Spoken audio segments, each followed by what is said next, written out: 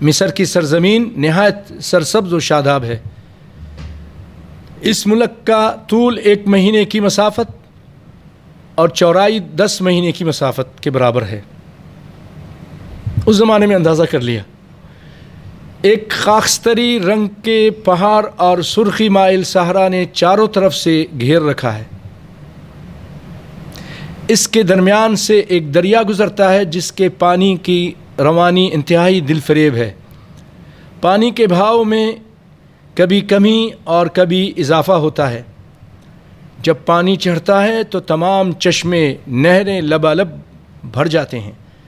جب اس کی موجیں جوش مارتی ہیں تو باشندے منزل مقصود پر صرف کشتیوں کے ذریعے ہی پہنچ سکتے ہیں، اور جب اس کا جوش ختم ہو جاتا ہے تو وہ اسی تیزی سے اترتا ہے جس تیزی سے یہ چڑھتا ہے۔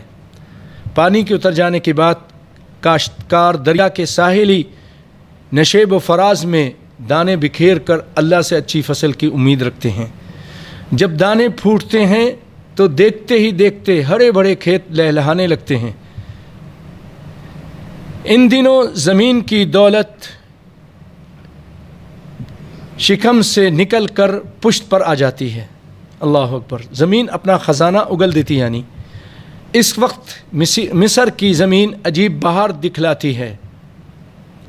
ابھی دمکتا ہوا موتی، ابھی عنبر سیاہ، اور ذرا سی دیر میں زمرد سبز۔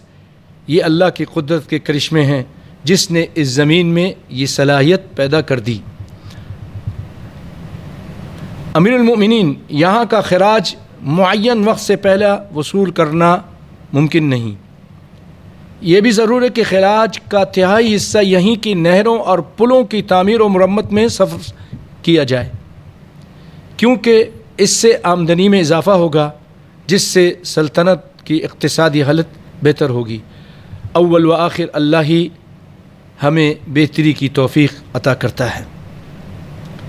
اس خط سے پتہ چلتا ہے کہ سیدنا عمر بن عاص کی نگاہ کس قدر تیز تھی۔ اس زمانے میں یہ بھی اندازہ کر لیا کہ چاروں طرف پہاڑ ہیں اور ایک صحرا ہے۔ اللہ اکبر!